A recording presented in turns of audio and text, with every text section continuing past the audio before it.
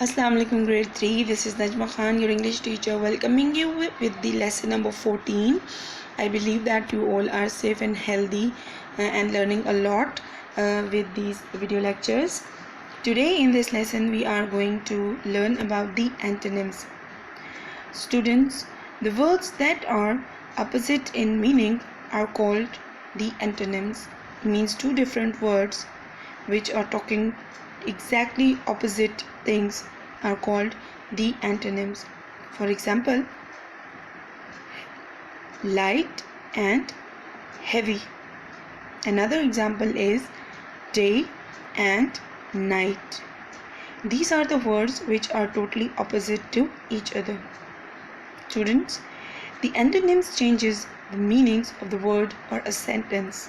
For example, she is taking hot coffee although she likes cold coffee most.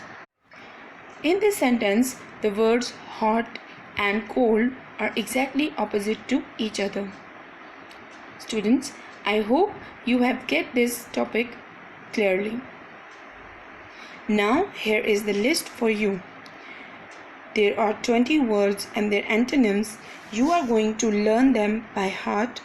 You can take the help of your mother in learn them and then check your working in this exercise. I have given you 10 sentences.